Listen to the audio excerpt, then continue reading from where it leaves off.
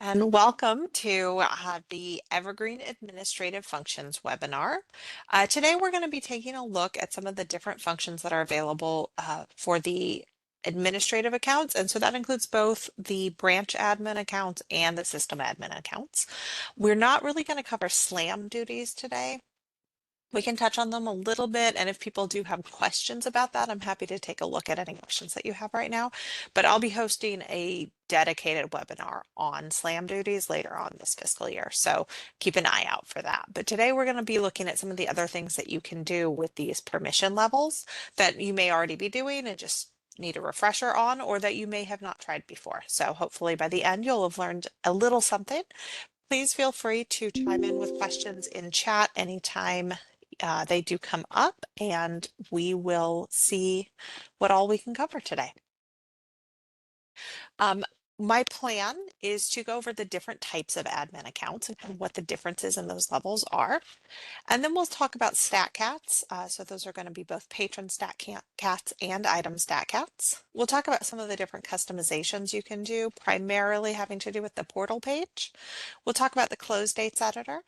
We will go over some different information related to deleting patrons, and then we'll also talk a little bit about surveys. To get started, we're going to go over the two different types of admin accounts that are covered today. The branch admin account is the one that, we have a lot more branch administrators across the consortium than we do system administrators.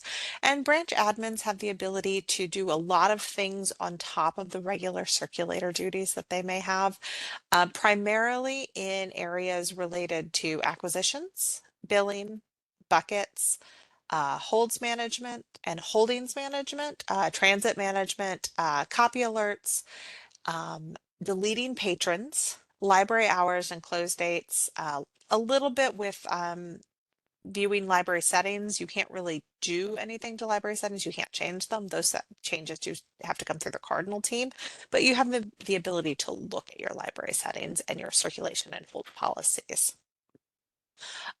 You can also do administration of non-cataloged items. So you can set up new non-cataloged items to be able to circulate at your library.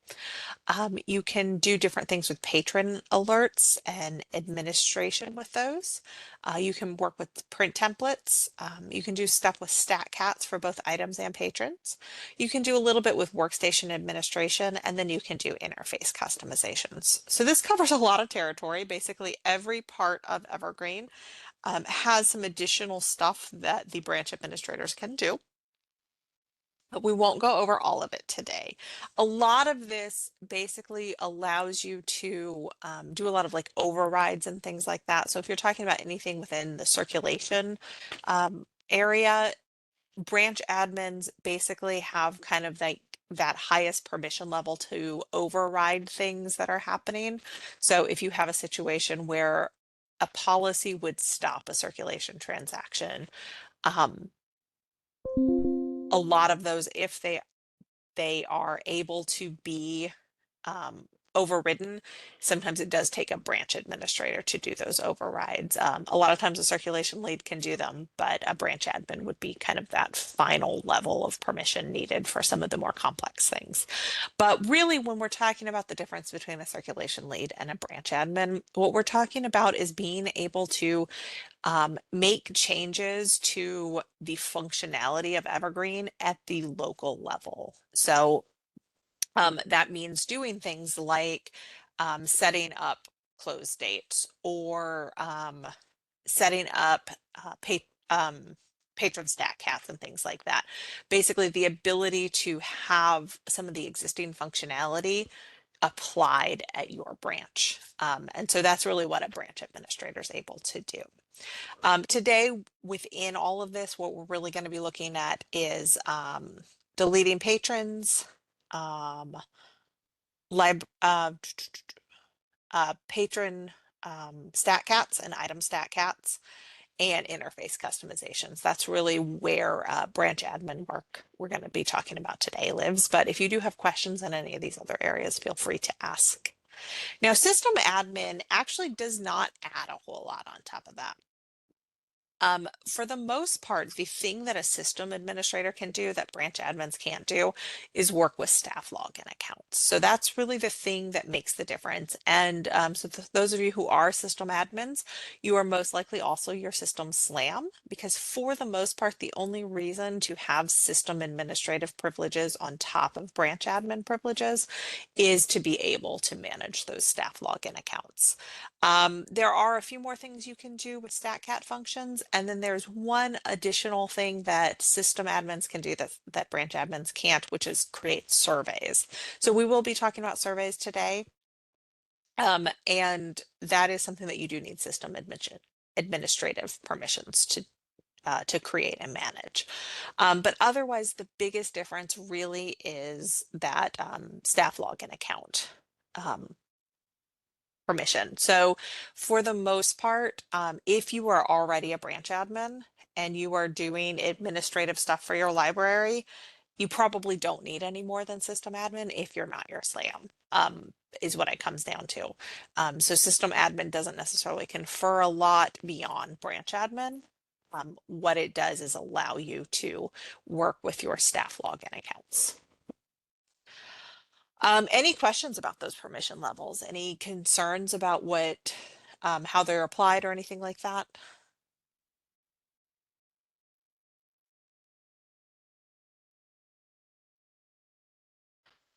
Well, if there are no questions, then we're just going to jump into StatCats. As I said, this branch admins can do this as well as, of course, system admins. So this is available to any administrator. And basically, StatCats, for those of you who have worked a lot in circulation or worked a lot with item cataloging, you're probably familiar with these in one way or another.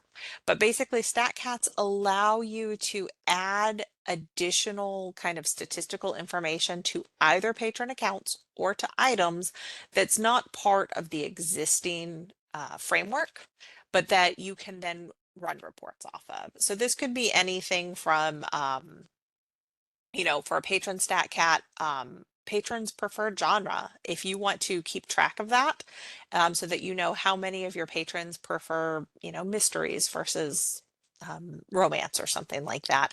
This is something that you can add to accounts. You can ask patrons when they register. In fact, you could use a survey to do that.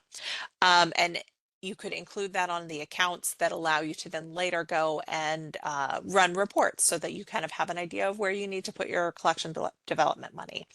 If you are in an area that has a college or university and you'd like to know how many of your patrons are affiliated with the college in some way, then you could have that as a stat cat where you can list patrons as being, local college student or something like that.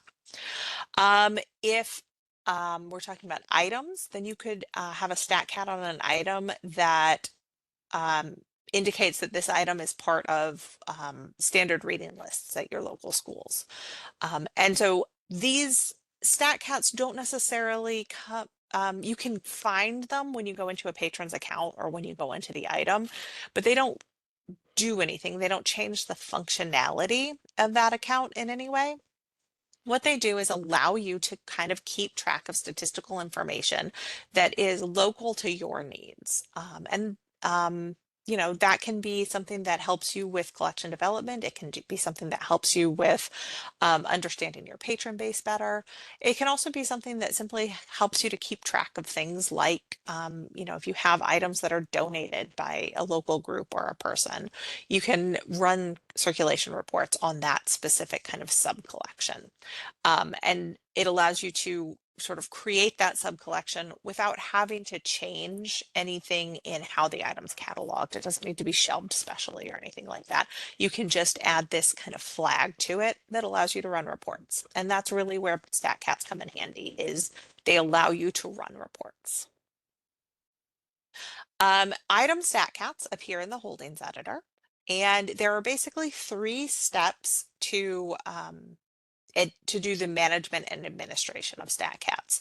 The first is to create the category, and that's sort of what we call the StatCat itself. So when you go into an item and you're selecting from that drop-down menu, what you're doing is you're selecting the category that that item falls into. And then you can add entries. And then those entries can be assigned at the point of cataloging. So the administrator creates the actual stat cat and creates the entries that can be selected for that stat cat. And then catalogers assign those at the point of cataloging. You can make these required. So every time an item is cataloged, catalogers have to select an entry for it, or you can make it so that it's just as needed. So if it's one of those things where it's based on like a donation or something like that, you don't have to say no, it's not a donation each time. Instead, you can just select which type of donation it is. They can also be OPAC visible. So if you want, say, donated items to show up as having been donated, you can make those stat cats OPAC visible. We definitely recommend that when you are doing something where you have sort of a sub collection that you'd like to be tagged as though it's sort of a digital book plate, that's a time when you'd want to use item tags. But if you just want to indicate that that an item fits into a specific statistical category, but you want that to be visible within the OPAC, you can select that option. Let's walk through this. Let's create an item stat cat, and we'll talk a little bit about some of the different things that you can do with that stat cat as you're setting it up. So I'm just going to go into Evergreen, and most of the things that you would do as a branch admin within sort of that administrative umbrella are going to be under the administration menu and under local administration. There are a few things that fall outside of this, but most of the functions we'll be talking about today are available from this menu. So under local administration, you do have a splash page within this specific menu area. And so you can do a lot of things within here that go well outside what we're talking about today. But I definitely, if you have not spent a lot of time in this menu as a branch admin and you'd like to explore a little bit, it's definitely worth taking a look. Log into your dev environment and you can play around with anything without having to worry that you'll break anything. And this can give you a chance of really what's available to you as a branch admin. But for now, we're going to be taking a look at those stat cats. So I'm going to come over here and you see that I've got two different options here. I've got this statistical categories editor for item and then also for patron. So right now we're going to work with items, and it the stat cats are going to be scoped based on your workstation. So currently I'm logged in at the PAC location within Buncombe County. So that's kind of where I'm being scoped. Now I could take this all the way up to Cardinal, of course. Generally speaking, you're not going to be creating Cardinal level stat cats. But if you did want to take a look at other stat cats that are available, by scoping up to Cardinal, you can kind of see how other libraries are using these. You can also scope it down to your specific branch. So, I was at Buncombe automatically, but I could take that down a level if you wanted something that's just for your branch, especially if you're like a bookmobile or something like that, where you really have a very specialized collection. That might be a good idea to have those stat cats that are specific for the materials at your location. So you're welcome to do that. Also, if you're in a regional library where, um, you know, the different branches within the region are somewhat more autonomous than in sort of a county system where you have a headquarters and then various branches within it. You have if you're in a system where it's a little bit more like a lot of individual libraries working together, then you might want to do these at the branch level rather than at the system level. That's really up to your library and how you want to do things. So I could create one specifically for my branch. And to do that, whether I'm at my branch or at my system level, to create a new one, I just click New Statistical Category Editor. So I do this, and this allows me to create a new stat cat from scratch. So I'm going to give it a name.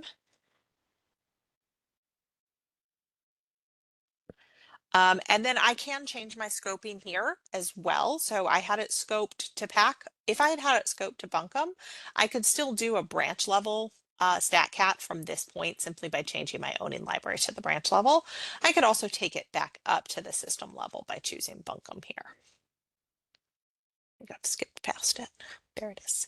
So I could do that. And I could do it at whichever level I'd like. Now, if I choose required, There are pros and cons to that. Obviously, if it's required, then that ensures that it's going to be selected each time. Item catalogers won't accidentally skip it when when it needs to be applied. However, if it is meant to be for a very small sub collection of materials and not everything's going to require the stat cat, you definitely don't want to choose it as required. Otherwise, item catalogers will have to select it each time, even when it's not relevant. So generally speaking, I would suggest you only choose required if this is something that would apply to every item that gets cataloged at either the branch or system that owns the stat cat.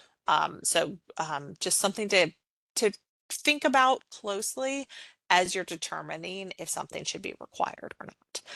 So I'm going to set this as a no for now, and I could theoretically come back and change that in the future. Wouldn't recommend doing a whole lot of that, but for now I'm just going to set it as no. Now, opaque visible. Again, something to be very thoughtful about. If you select that something is opaque visible, make sure it's something that you really, really want to be opaque visible.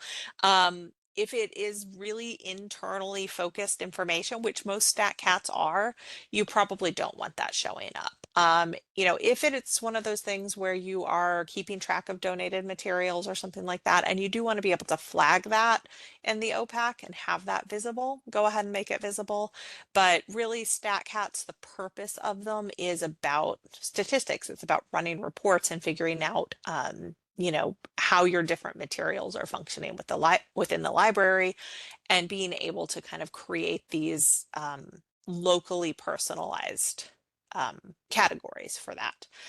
And to that end, it doesn't usually make a lot of sense for that to be opaque visible, but in some situations you might want to do that. So just make sure that you're thinking it through when you're determining whether or not it should be opaque visible.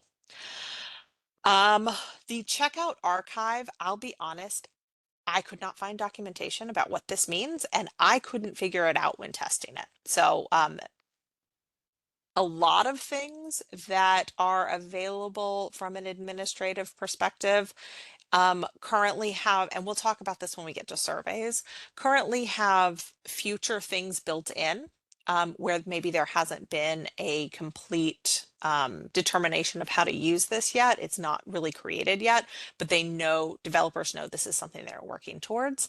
So I think this is probably one of those, but like I said, I actually could not figure this out. So I apologize for having no answers for that. If any of you have been working with item stat cats and you know what this means, please tell me, because I would love to know what this means.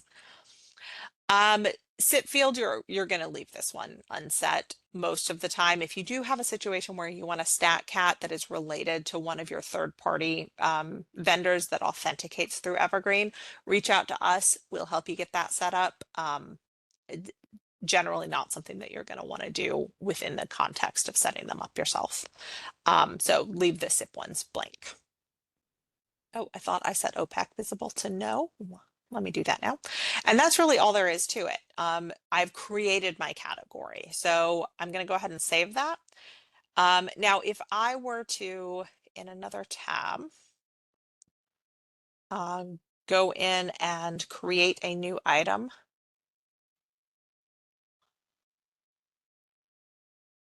Okay, Llewellyn saying opaque visible flag does not have a function in the system yet for patron stat cats. And so yeah, I think that's one of those where they're thinking ahead sort of to future development things. I would recommend with patron stat cats always doing opaque, no, opaque visible equals no. Because if that becomes a thing in the future, you don't want all of these stat cats to suddenly become visible in the opaque. So I would suggest making everything with patron stat cats not visible for now. I did test the item stat cat and I was able to see it in the opaque. So I think that one's visible, unless I dreamed that, which is not impossible. I dream about these webinars a lot before I do them.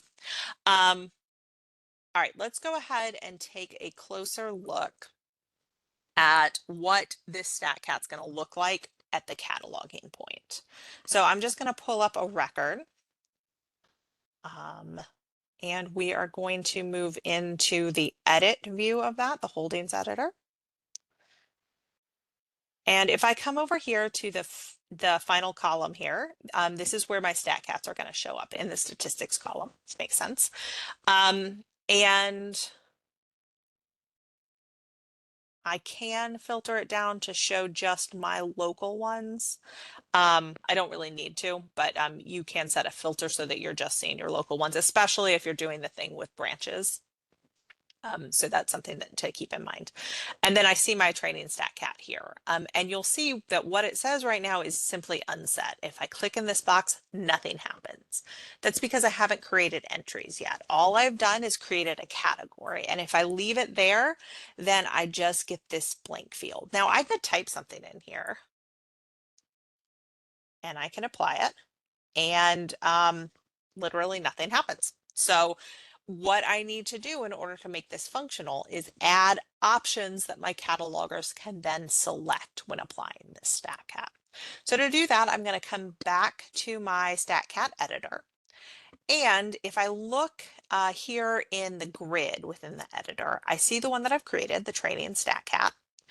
And I see this in the first column here, I see the word entries, and I see that it's a link. If I click on that, this will bring me into where I can create the entries for this particular StatCat. And I will say that, you know, I find this a little bit confusing. It doesn't look that different than where I just was. I have the word entry in my header up here, and on the button that I'll need to create my entries, I also have the word entry. But I feel like it's kind of easy to miss that that the screen has changed. But I'll go ahead and hit my button. And you'll see that this editor looks very different than the one before. Basically, I'm within the StatCat that I created, the training StatCat. So I'm only creating entries for that specific StatCat. I can't come into the entry portal and then create entries for multiple different StatCats at once. I have to go into each StatCat individually. So I'm currently in that training StatCat that I just created. And to create entries, all I have to do is type them into this field. And save. And then I can create a second one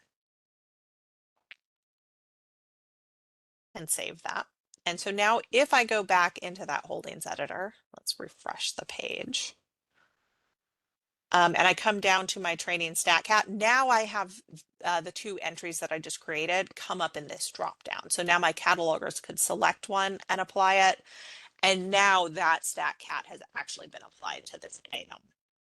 So just make sure that you're doing both steps. You're creating the category itself, and then you're adding entries to that category. It's not going to be functional until you've done both steps.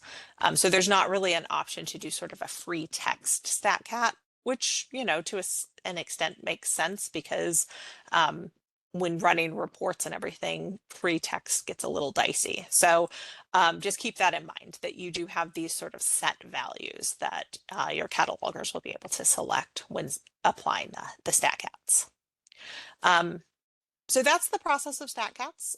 Fairly straightforward. Just remember that it is two steps, both creating the category and then creating entries for those categories. As soon as they're created, they're going to show up in every holding editor when your catalogers are logged in at a working location at the branch that owns the category.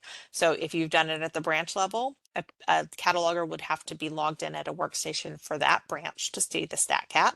If you've done it at your system level, then all your catalogers will see it. And once it's been applied, then, or once it's been created, then your catalogers can apply it as they're cataloging. So that's the process with item StatCats. Any questions?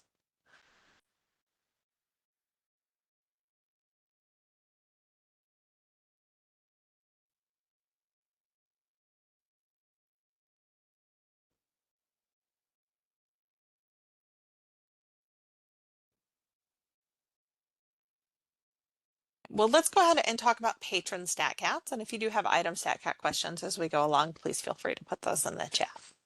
So patron stat cats function very similarly to item stat cats, but of course they appear in the patron account. So they will appear at the point of registering new patrons, but they will also appear in the edit tab of existing patron accounts. So you can go back in and retroactively add those to existing patrons. Um, there are some default stat cats at the patron level that you already have showing up. You may not be using them. They're fully optional, so not every library does use them. Mostly these do have to do with, well, 50% of them have to do with the student access program. So if this is something that you're already using, in some sense, you may only be using it for those student access accounts, and that's happening automatically when we do those uploads that creates those accounts. And it's tracking student gender and student school. There are two additional ones. There's one that is simply called internal, and then there is one for senior citizen. And these are both yes, no stat cats, which is definitely an option for any type of stat cat that you create, where you're simply putting in a yes, no flag. It's still that drop down, the yes, no drop down, but you can just sort of make it so that you're um, flagging certain accounts as fitting into a specific type of category. Stat cats for patrons, unlike the item ones, can include free text. So keep that in mind. You do have a little bit more control over stuff like that. And you can also make them appear in the user summary, which, which is useful in some cases. The process of creating them is very similar to the item stat cats. So again, we'll start at the administration menu and go to local administration, and then we'll choose statistical categories editor for patron. So for here, you can see we already have a couple that are existing, and neither are required. Both are OPAC visible, but as Llewellyn said, that doesn't actually mean anything in the context of patron statcasts yet. It could in the future. You can also see that one of them is free text and one of them is not. So let's take a look at the setup for these. And again, we're just going to click on the button up here to create a new one. And this is to create the category itself. The form's a little bit longer than it was for the item, but not much. I'm going to make this one required because I'm going to show what happens when something's required. And then we'll set OPAC visible to no. We'll set user summary to no.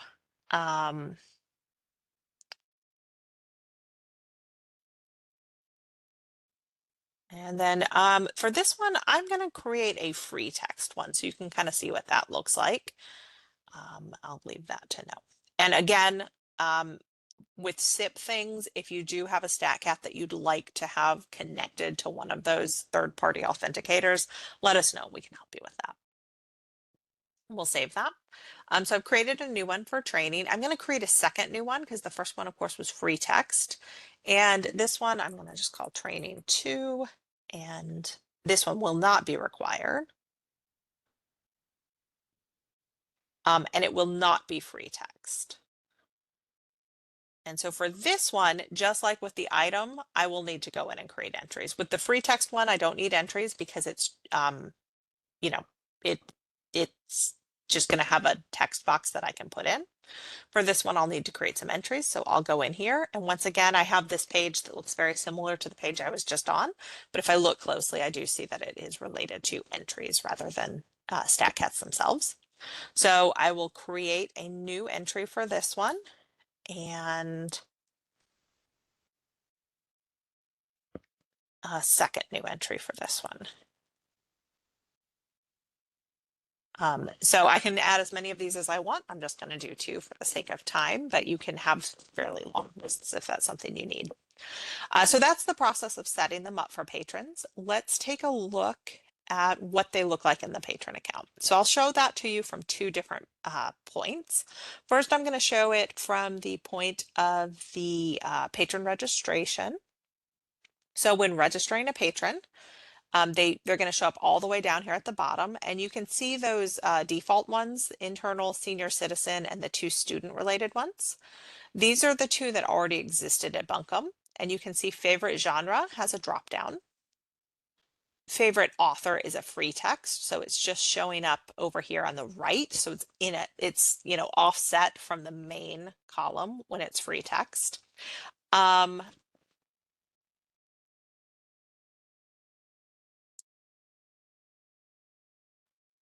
so I can put those in here. And then for training, you'll see that my free text one over here is yellow. This is the one we set as required. If I attempted to save this account without filling this in, that save would fail. I have to put something in here. So that's why you need to be thoughtful about when you put something as required. Obviously, circulators wouldn't be able to skip it if it's been set to required, but also that means that you have to put something in, which can be frustrating. Um, so for here, I'll just put that, and then from here, I'll select from my dropdown. So that's what it looks like when registering a patron. It's fairly straightforward. Obviously, the more of them you have, the more work your circulators will have to do at that point of registration, but it can be useful. Ah. So Cheryl says that she does not have access to the item StatCat editor. I'll look into that. I thought that should be available at the branch level, at branch admin level, but I'll double check to make sure that there's not an additional permission that's being left out. Um, it, it's possible that maybe you have to have cataloging permissions for that. I did not think that was the case, but I'll double check on that and let you know. So my apologies for that if I missed something with the permissions on that. All right, let's take a quick look at what these StatCats look like in a patron account for an existing patron.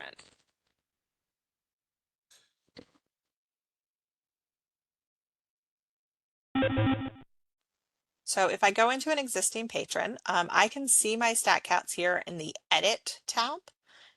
Once again, by scrolling all the way to the bottom. If they'd been set already, then that would show up here. As they haven't been set, I can always come in and reset them here. One of the issues you have to be aware of, though, is that if you have a required StatCat and somebody goes into an existing patron's account to the Edit tab, they won't be able to save any other edits they've made until they've filled in something here. So if I'm just coming in to update the patron's phone number,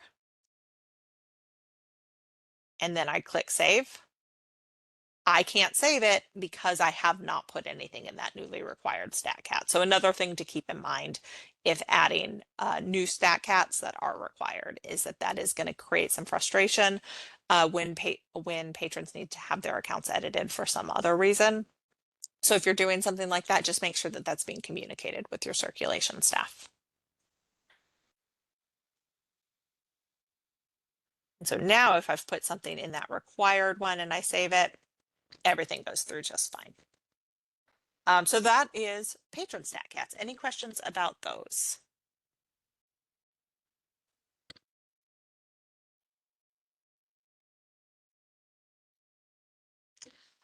You know, I have not tested removing um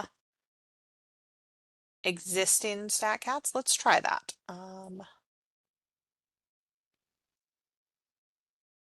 So if I remove this favorite author option,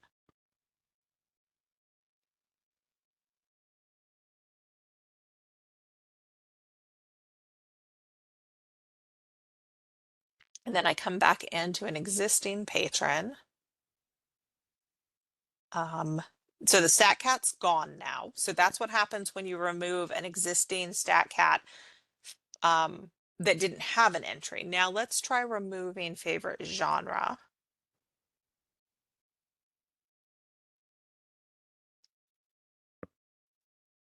All right, so this one failed, and I wonder if that is because there are existing entries. Okay, so Benjamin has confirmed that copy StatCat it is system admin. So system admins, you do need to have system administrator permissions to do that. So I apologize for that.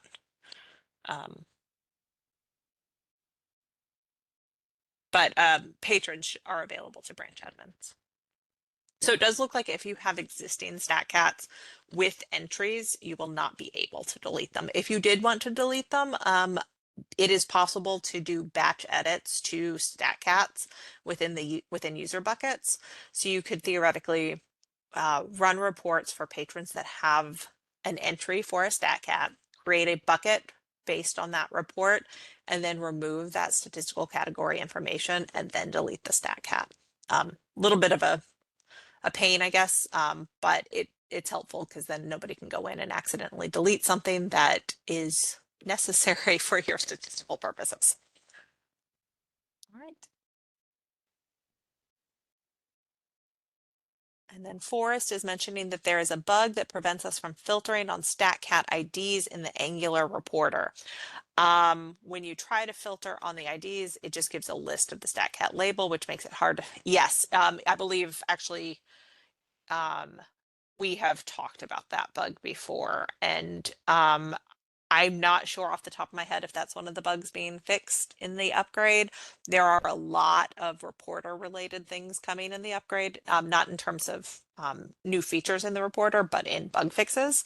So I will double check to see if this is one of them. Yeah, it's a very, this is a very niche thing, but it's super frustrating for the people who need it. The thing is, this bug does, I think I've seen it on a few other kind of similarly niche potential filters. So the concept of the bug may be getting more heat than the bug itself.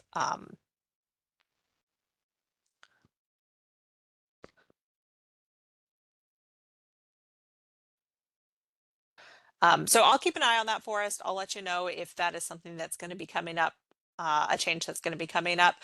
In the meantime, if you are creating new ones and you want to kind of avoid that issue when creating a new one, you can just put in an additional label on it where it says, you know, residency in parentheses Henderson or something like that. Um, again, kind of, I hate a workaround that requires you to do extra work on your end for something that should just work right. But I think right now that's your best bet, but hopefully that's something that's addressed in an upgrade. Bonnie is saying that she's not successfully accessing this. So yeah, we'll check to see if maybe there's something that's causing that problem. Because it should be working as a branch admin, but if it's not, there may be something else going on. So I'll double check on that and let you know what I find, Bonnie. Okay. All right. So when talking about stat cats, of course, creating them is one end of the process. The other end is actually um, utilizing that statistical information. And to do that, you need reports. So there are some existing StatCat reports in the centralized reports templates. Of course, you can make your own, and you can also reach out to us if you need something kind of specific that's outside the boundaries of what these templates do. Some existing item StatCat reports. We have a shelf list by CircMod that displays the StatCat. We have circulations by CircMod um, and by StatCat. And then we have items added by date range and StatCat. So this first one doesn't really filter out those items based on the StatCat. It's an additional data point in the list that you get. But the other two do utilize the StatCat as part of how the report is running.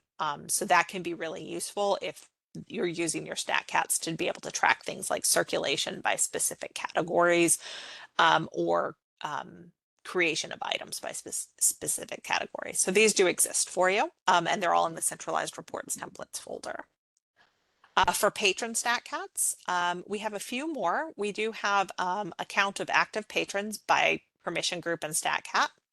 And then we also have one that's, once again, it doesn't filter by StatCat, but it will include StatCats as one of your data points in your output. So these two are similar, but this one would filter on the StatCat, meaning you're only pulling data related to specific StatCats, whereas this one will not filter on it. You'll just get StatCat information as part of your output. This one is a count of patrons by home library and StatCat entry. Um, This one is more broadly patrons by home library and StatCat.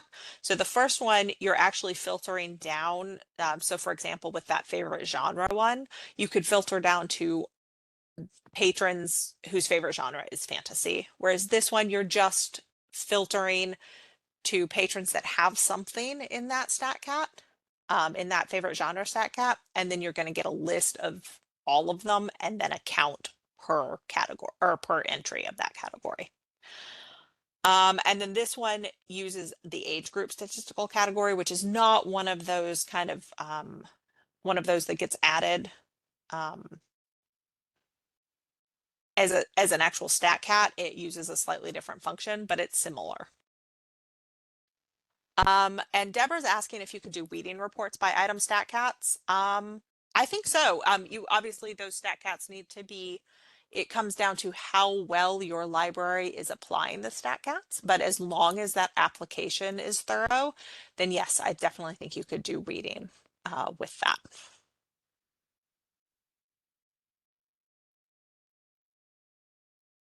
And if that's something you'd like some help getting set up, just reach out and happy to take a look. So if your StatCats were migrated and they've been kept up since the migration, then the weeding report should be should be functional. You might have to play around with it a little bit. Sometimes the StatCats are not as Boris mentioned, you know, the filter doesn't always show up quite the way you want it to. So you might have to do a little bit of trial and error to get it to work the way you want it to. But yeah, it should work for you then. And if you'd like help with that, just let me know. Um, no, the problem is that it does not use the StatCat IDs where it should. So whether you use the StatCat IDs or the StatCat name as your filter, you're going to have to use the StatCat name. You'll be selecting the name from the filter. So it might be worth, you know, taking a quick look at the admin portal to find your exact StatCat names, just to make it a little bit easier to find what you need when you set that filter up. But I don't think you'll need to do anything special in terms of the template level.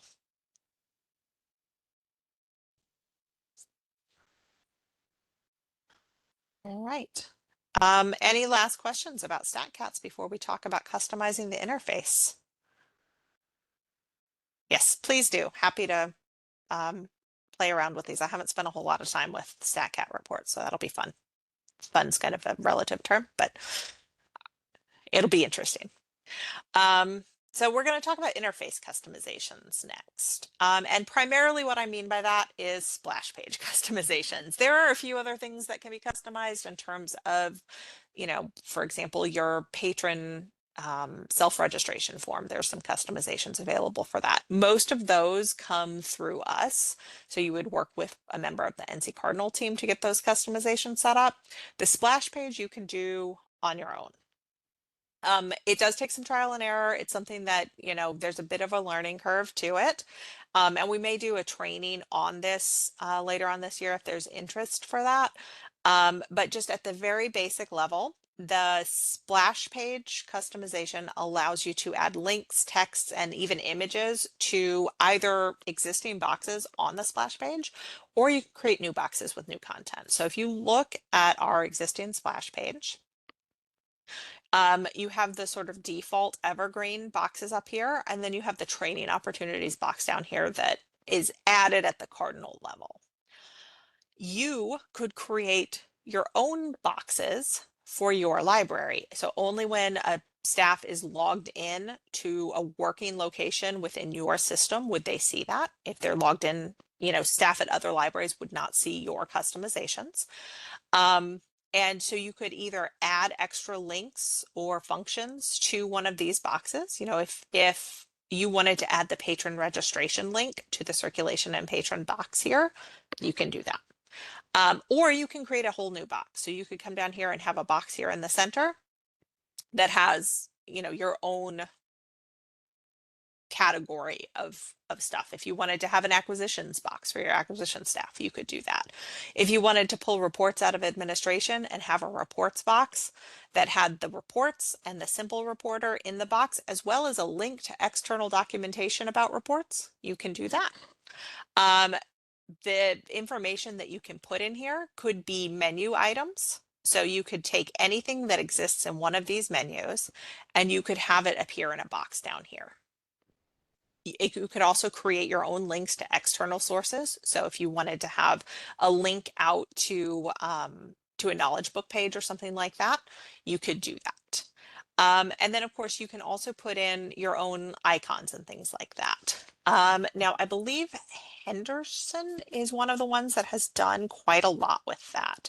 So I'll show you briefly. We're not going to get into the details really of how you do it, because as I said, there's a bit of a learning curve, but I wanted to give you just sort of some insight into what can be done so that, if that's something that you're interested in, and Cheryl has said that this is kind of on her to-do list, that's something that you could set up.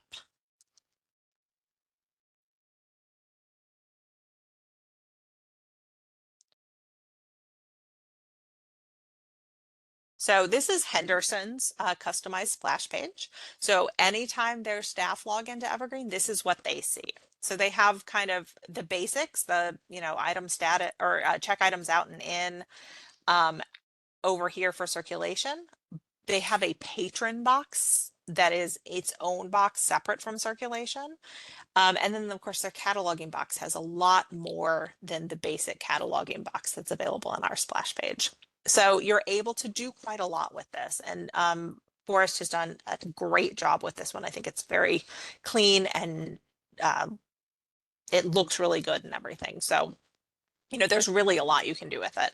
And you can add your own icons, you can add your own images over here. So you can do quite a bit.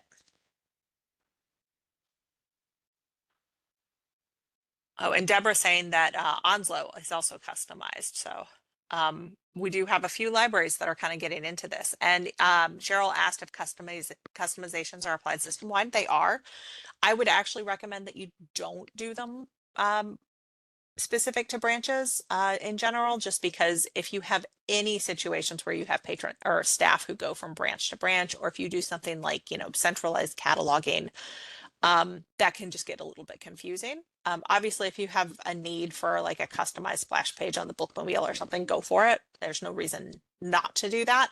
But as a general rule, I'd say it's probably easier to do it at the system level than branch by branch, because if you do it branch by branch, you have to do all of it branch by branch.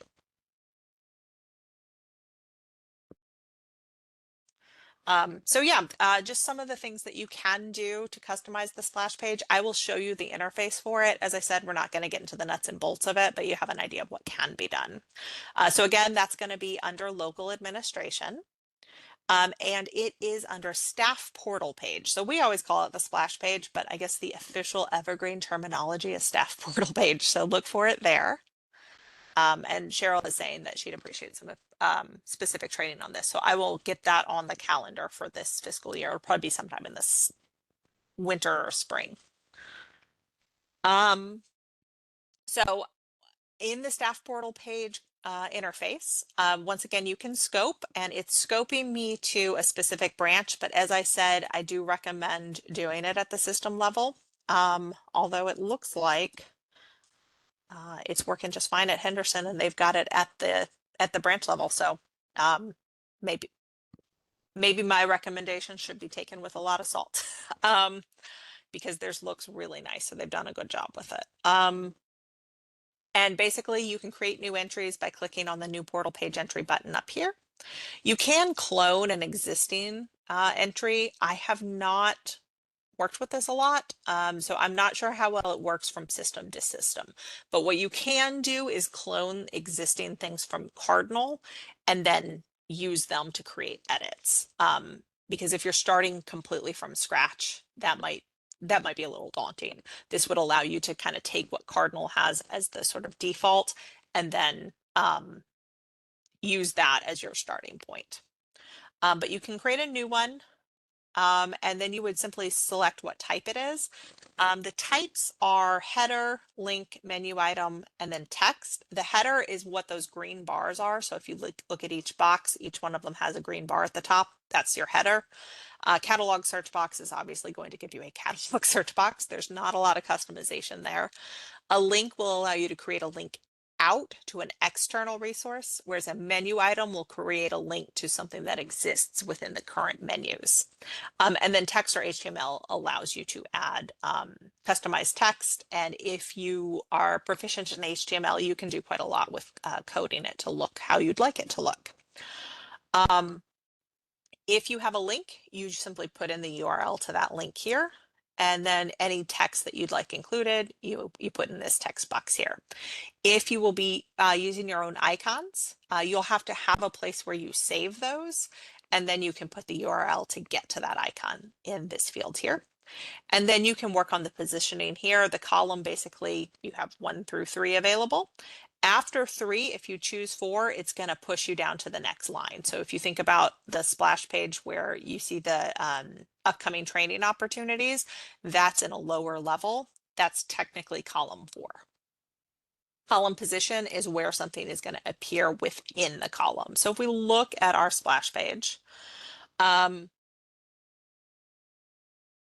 this would be column 1, and then these items would be position 1, position 2, and position 3 within column 1.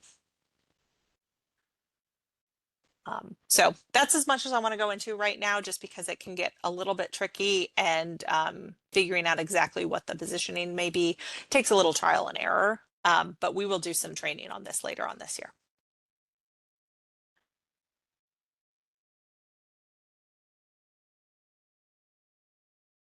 All right. Any last questions about that?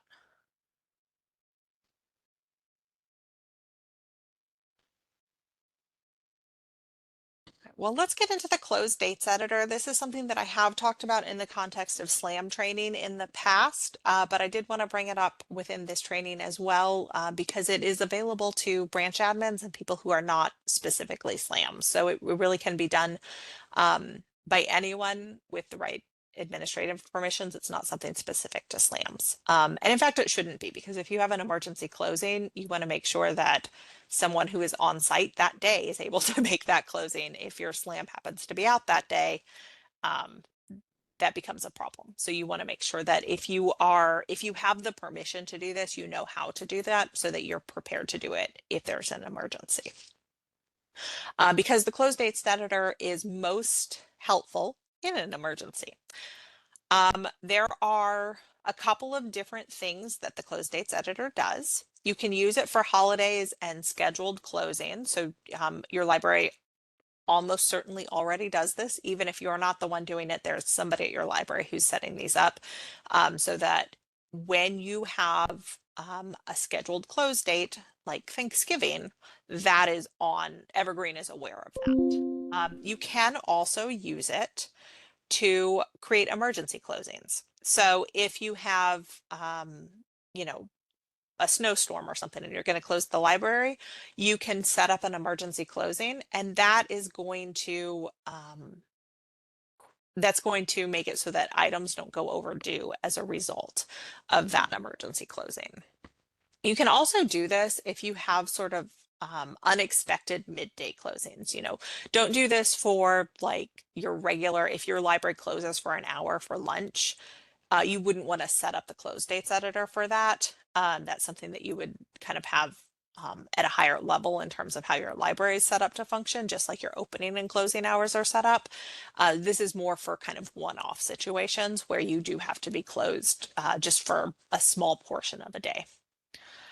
The close dates editor pushes due dates. So if you have a holiday or something else planned, it simply makes it so that nothing would be due on that date, regardless of the hold or the circulation policy and the duration that it would normally give an item.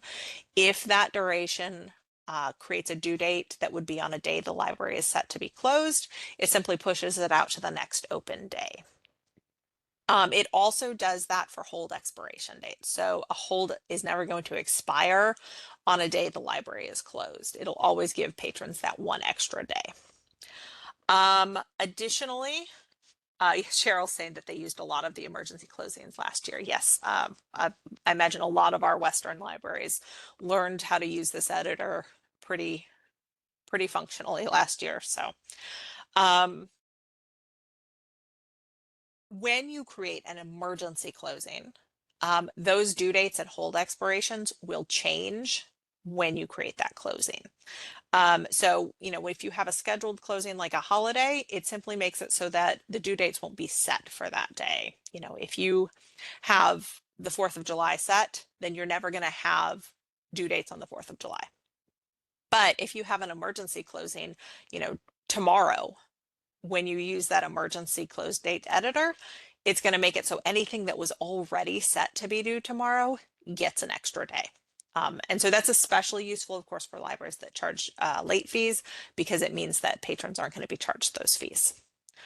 And so it's also going to override any fine accruals on close dates. So if you have an item that is already overdue, the close date will not be incorporated into fine accruals.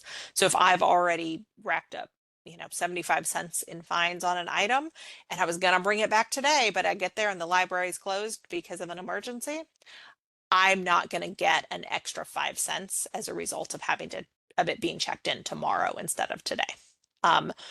So obviously, you in the check-in screen, you have that check-in modifier that allows you to backdate and things like that. Using the close dates editor removes the human error that could cause that backdate editor to not be applied evenly across everyone. So it's definitely something that if you have an emergency, I recommend you use. There are a few different types of close dates. So there's a full day close date. You would use this for any all day closure, whether it's an emergency or planned ahead. Multiple days. This is basically for closings lasting 2 days or more. So you don't have to have a separate closing for each day. If you're closed for the week between Christmas and New Year's, you can just create one closing that covers that entire week rather than 7 individual closings. Detailed allows you to do those partial day closures. So if you're going to be closed for a couple of hours unexpectedly, you can use the detailed closure to set that up. Any of these can become an emergency closure. You basically just have to select that as your closing type as you're setting things up.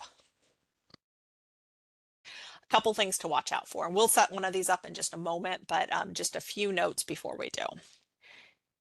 If you set an emergency closing and then you delete the closing, the due dates have already been changed. They're not going to be changed back. So if you set it for the wrong day, unfortunately, you have changed those due dates, and other than going in and changing all of them manually back to their original due date, there's nothing you can do. So just make sure that you're double checking that the dates are correct when you set up that emergency closing, which of course in an emergency might be difficult, but do your best because it can't be reverted. If setting a closing for all branches, you have 2 options. You could do each branch individually, or you could do a system level closing. However, if you do a system level closing, you must check the box that says apply to all of my libraries. If you don't do that, then the closing will only apply to the system, not to the individual branches, and items aren't checked out at the system. They're checked out at the branches, which means nothing will change as a result of your closing.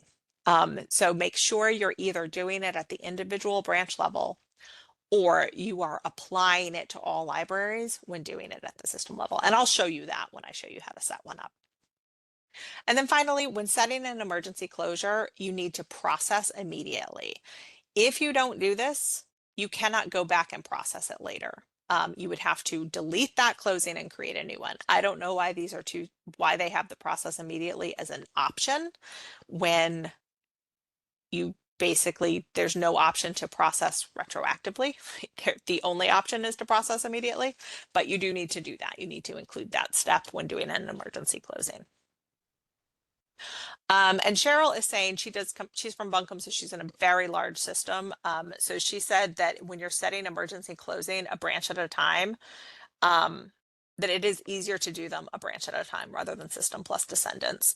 Just because due date changes go, you'll see this when we do it, they happen in real time. And sometimes if you have a lot, that can take a while. So if you're doing it at the system level for all your branches and you have a lot of branches, um, it takes so long to process. It can be difficult to keep track of.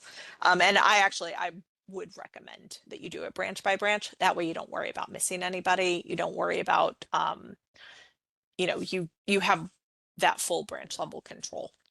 So yeah, that's a really good point, Cheryl. So let's go ahead and set up a close dates editor or a close date, and it is 11 o'clock.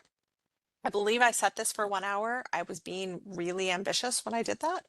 So I understand that people may need to leave at this point, but I'm going to finish this up and I'm going to talk about deleting patrons as well. So if you're able to stick around, please do. If not, this is being recorded and I'll definitely make sure that the posting goes out to everybody who registered. So if you do have to step away, I understand, and hopefully you'll be able to watch the recording.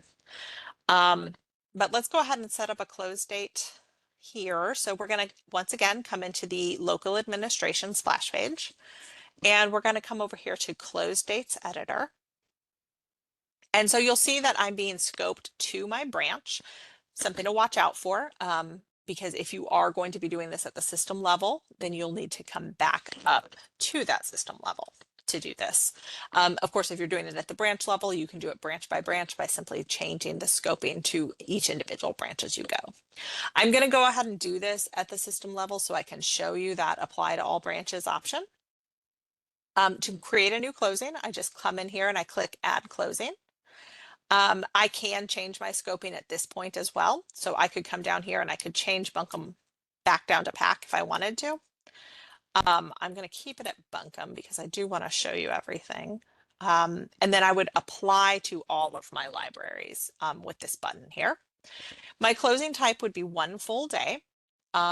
So I have the option to change that to multiple days. So if I'm going to be closed today and tomorrow, I can set that. If I'm going to be closed for just a few hours, I can choose detailed. I choose my start date, my end date, and the hours that are affected.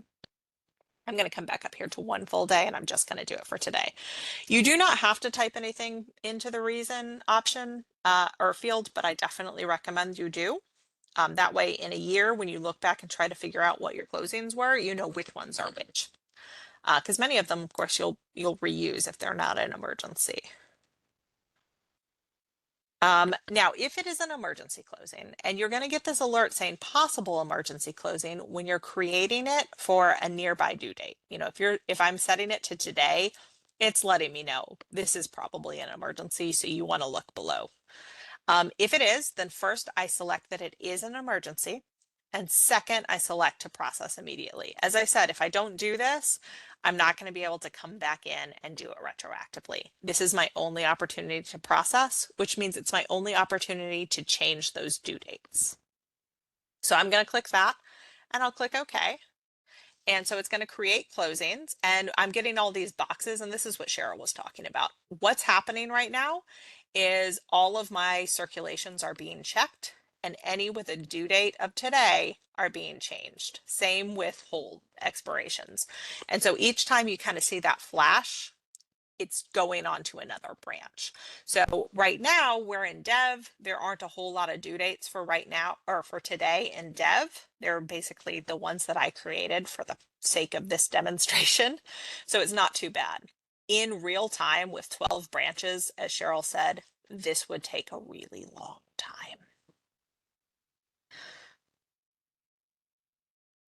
Even with only a handful of fake things to check, it's still taking a little bit longer than I'd like it to. So, just something to be aware of is that if you do have a lot of branches, this could be very time consuming. And as Cheryl said, she recommends doing it branch by branch to avoid spending too much time kind of in between them. All right, so we have actually gone through and done everything, and it looks like the ones that I had set to be due today probably auto renewed, and so nothing actually got extended. But you would see over here in this emergency closing summary column, you'd see how many circulations were affected, which essentially means how many due dates were changed, how many hold expirations were changed, and then if you do use the booking module, it will also fix reservations for you, and that's what this last one is. But that's the process of working with the close dates editor. Are there any questions about that?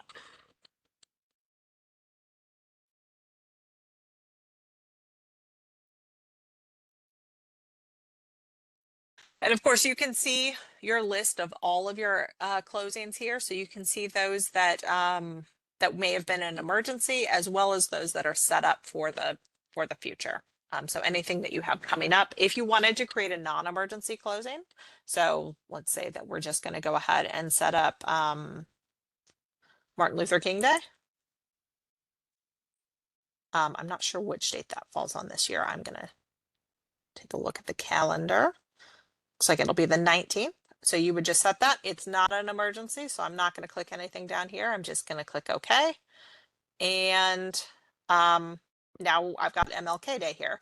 And as Cheryl said, that they do disappear from the list once the date is passed, which is why we see Veterans Day up here. We're not seeing Labor Day because Labor Day's over. They had a closing for Labor Day most likely, but it's not showing up in our list.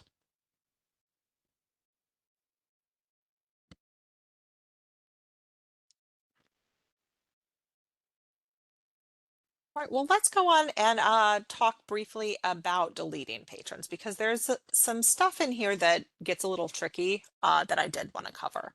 As I said, if you're not able to stay, this will definitely be in the recording. So the big thing that I wanted to talk about with deleting is that there are two different ways to delete patrons. There is purging and there is deleting. Neither of these are deactivating. That's a totally different thing. And that's something that I recommend you do before either deleting or purging, regardless of which one of these things you choose to do, deactivate first. But once you're ready to actually remove the patron from the database, you have two choices. So deleting means that the flag will be, or the account will be flagged as deleted in the database. So if you go and run a report on your patrons, you have the option to filter out deleted patrons. That's what this is checking for. It's checking for a flag of deleted.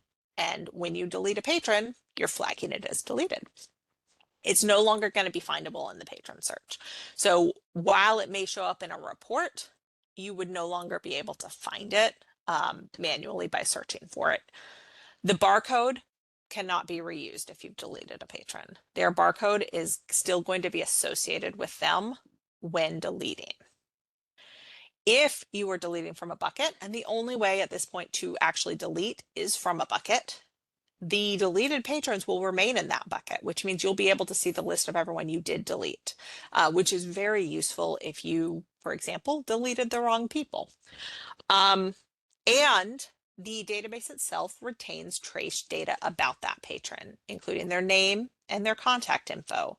It also retains circulation history, which means that when you run circulation reports, the circulations that were conducted by patrons who have since been deleted will show up. So if you run a circulation report that includes all circulations over the last year, and you have some patrons who were deleted last month, but who circulated items, back in March, those circulations will be included in your statistics. And I say that because when you purge patrons, that is not the case. Purging does flag the account as deleted, so that's still the case. You could run a report where you're filtering on deleted and it's the same flag. So a purged patron is flagged in the same way as a deleted patron. You will no longer be able to find them manually. However, you may reuse their barcode. So if that is something that you need to be able to do in your library, purging is a consideration.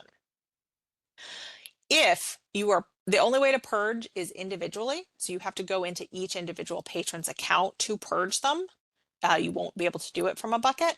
But if you have the bucket in order to sort of maintain the list as you go, as a patron is purged, they will be removed from the bucket. So their name will not stay on that list within the bucket. Very little trace data is retained about the patron. So if you were to go and look in the database, you're basically going to get, I think, like their zip code and their ID number. I'm not sure there's very much else beyond that that's going to be retained. And their circ history is obliterated, which means when you run a circulation report that happens to cover a time that they may have checked out items, those circulations will not be included in your circulation statistics. Deborah has asked, does NC Cardinal staff have the ability to purge patrons in bulk, or is this something Mobius can do for us with a ticket? You do not have the ability to purge in bulk. You can delete in bulk, you cannot purge in bulk. Mobius could theoretically do it with a ticket. I'm not certain about that. Benjamin might have an answer for that one. Not sure. We can ask. I mean, yeah, but purging is it's a more robust process, so we can find out. We can't do it in bulk either. It would have to be Mobius. So Sitka's patron deletion tool is deletion, not purging. And we can do that in bulk, and that's what I'm going to show you how to do. But just to be very clear, like purging and deleting are not the same thing. Purging includes deletion, but it goes beyond it. And you can delete in bulk.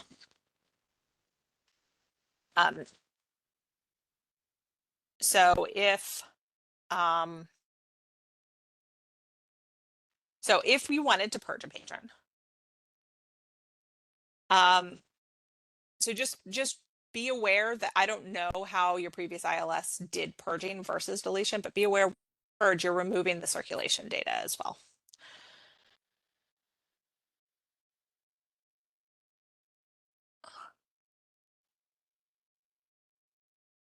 I am not sure if we are planning a purge round soon. Okay, Benjamin's saying that we do it on demand now.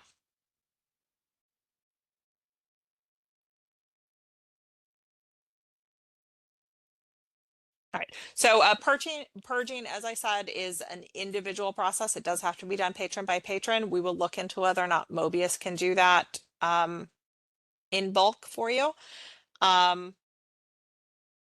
The first thing that you need to do, because it will not be purgeable if the account has anything on it. So if there are lost items, if there are lingering bills, anything like that needs to be taken care of before you can purge. The account needs to be deactivated. And then you can you purge the account from the other menu. And I'll show you what that looks like. You have to go through several rounds of warnings every time you do this. I believe you have to do 3 different times where you click OK. One other thing to be aware of is that if previous fines or lost items were not fully closed out before they were removed from the patron account, and so that's often a situation where like a lost item maybe was found and checked in or checked out to another patron or something like that, that original circulation transaction, while it has gone off of the patron's account within the staff client, was never fully closed out. The loop wasn't closed within the database. Or if a fine was forgiven for a lost item or something like that, that lost item remains actively connected to their account. You may have situations where when you attempt to purge a patron, you are not able to, like it just completely fails. In those situations, it's usually due to something like that. There is basically a silently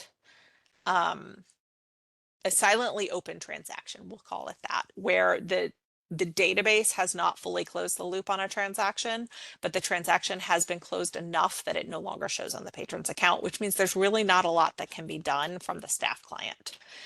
In those situations, you can send those patrons to us. And this is what Benjamin was saying, is that we do it on demand now. So if you have a patron that needs to be purged, that you are unable to purge, send it to us. We can purge it for you.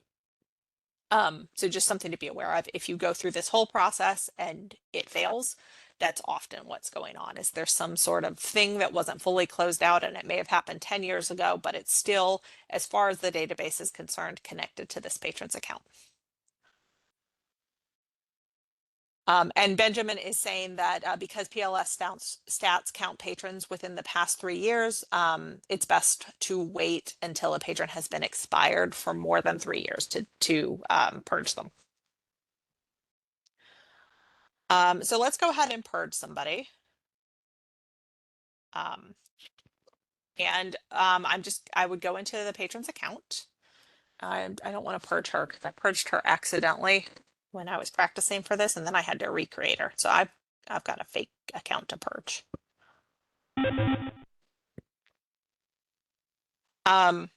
So when you come in here and you want to purge somebody, first you make sure that it's fully clear, no bills, no items out, nothing.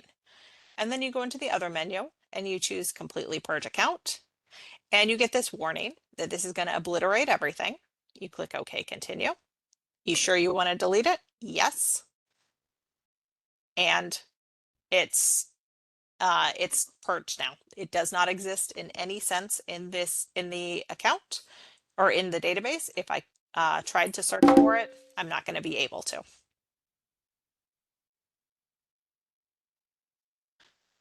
So that's the process of purging, and this does need to be done patron by patron. Deletion does have a bulk action available. And so that is going to be from a bucket. And in fact, the only way to delete is from a bucket. So it's the only way to purge is individually. The only way to delete is from a bucket. And that process, basically you identify the patrons to be deleted. If you've done this from a report, then that's great because you can use that report to upload all the patrons into your bucket, but you can also do it individually as they're found. Once your bucket's ready for that deletion, you can just navigate into it. And then however you get patrons into this bucket, make sure that you've done that. And then you simply select them and you click delete. Delete all users. You will have to name the set that you are deleting, just like when you do any other sort of batch modification from a bucket, you name it. And then all of those deleted users will stay in the bucket until you've cleared it. So if I were to search for a patron, from here, I could add her to a bucket by selecting her and clicking add to bucket, and then put her in my patrons to delete bucket.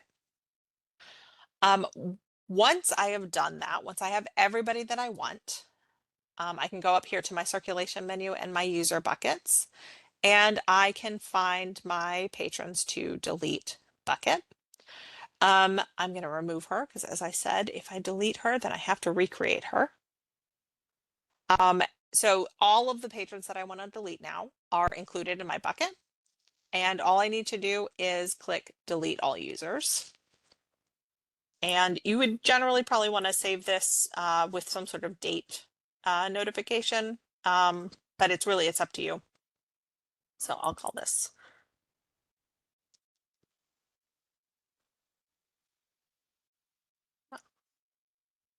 And so now they have been deleted. And the way that I can tell that for sure, because of course they're still in the bucket, is that if I come down to my grid settings, I have a field that I can include here.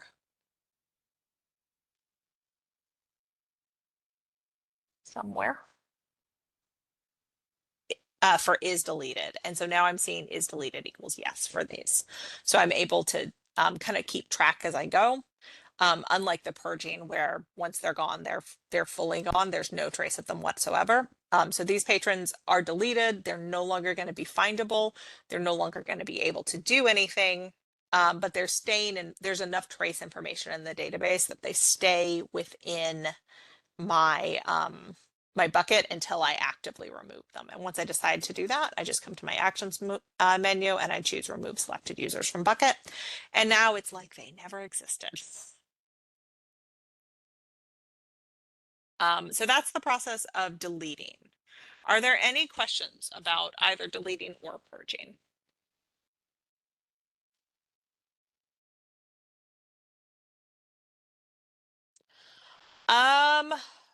That's a good question, Forrest. I am not 100% certain. So yes, deletion and purging are only available to branch admin and higher.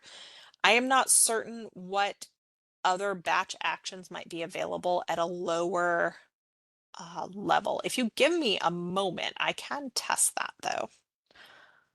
Um,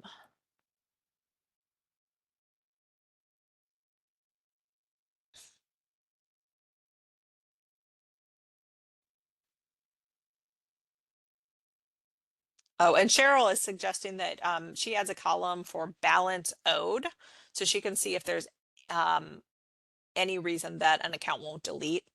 And that's a really good idea. And of course, just like any other grid, once you've added the columns you like in here, you can save them, and then those columns will they'll be persistent, they'll be sticky.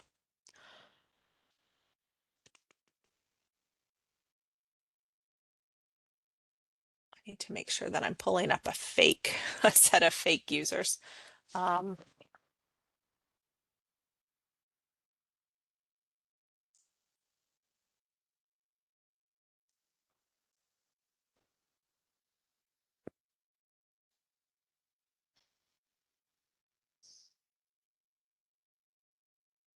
okay, so if I'm logged in right now in an account that has bib cataloger and I think circ lead permissions. And if I attempt to batch edit,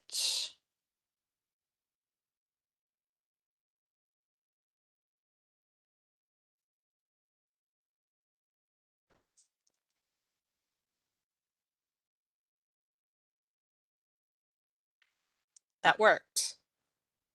Um, yep, so that did work as a circ lead. So I think circulators should not be able to do any kind of batch edits, but I think circ leads would be able to do standard batch edits from a user bucket, but definitely nothing with deletion.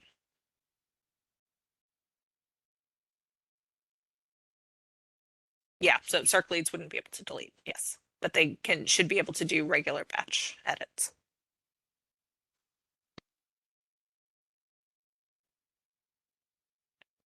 And if you find that there are random things that can be done at certain levels that you don't expect, or that can't be done at certain levels that you don't expect, let us know. Because sometimes the way permissions interact with each other um, can be surprising and not necessarily function the way that it's intended. So if you find anything that strikes you as odd, please let us know.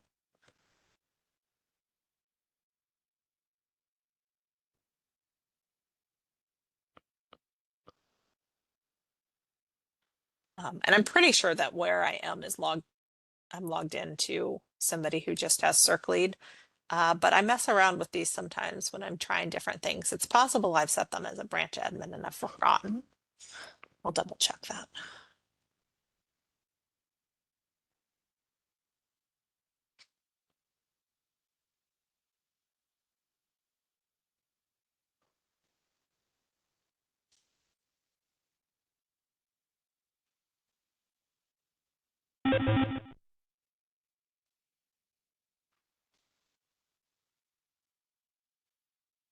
Oh yeah, their secondary permission groups is branch admin. So let me try that again then and see if I was incorrect. I have to add the stat cat.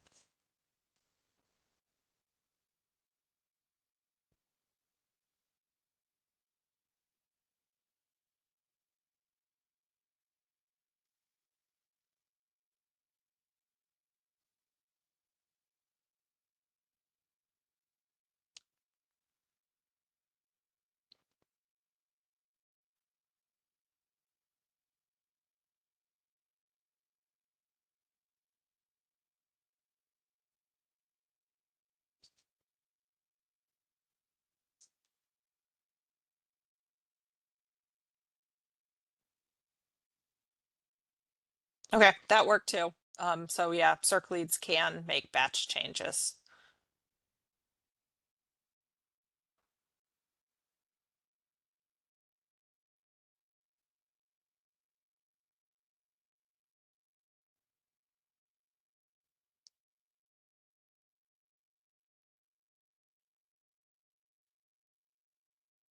Okay. So just something to be aware of. Um, yeah, and so it seems like a lot of people have columns that they like to add, and I definitely think um, the active column in your user bucket is useful when deleting, because I do think that it is helpful to deactivate before deleting. Um, And then shareable is also includes privilege expiration date, which makes a lot of sense because if you are deleting based on expiration date, then that's going to be an important field to be aware of as you're doing the deletion process.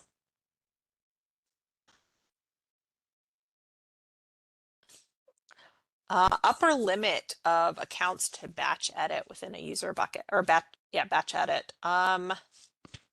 I have not hit one, but I usually do fairly small buckets. I don't know. Benjamin does bigger things than me, so he might have hit a limit. They're I usually, can't. I haven't hit one yet. I haven't tried any super big batches that I can think of. But yeah, I've sometimes it takes a while, yeah. but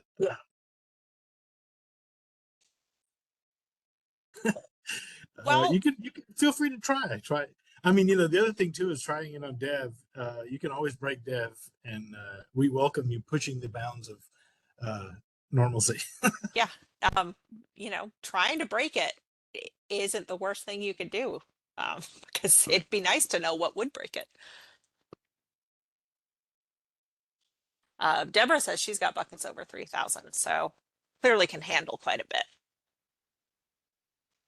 I'm very impatient, so I'd never like to do buckets that are going to take forever to do the things I'm trying to do in them. Um, but I also very rarely have a need to do a very large bucket. All right. Yeah, I'm curious about that too.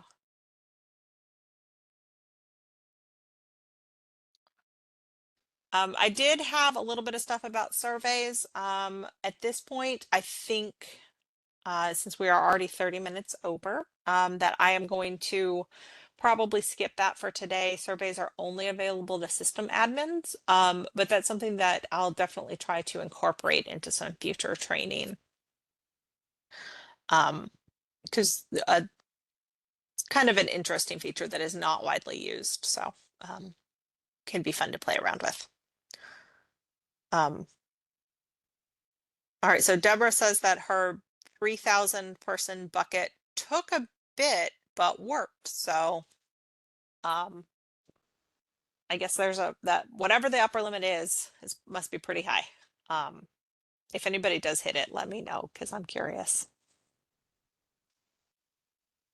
Any questions about anything that we've talked about or administrative things that you have questions about that we have not hit on today? Definitely happy to take a look at other things if you have questions. Yeah, Cheryl, I'm like you. I panic if it takes too long.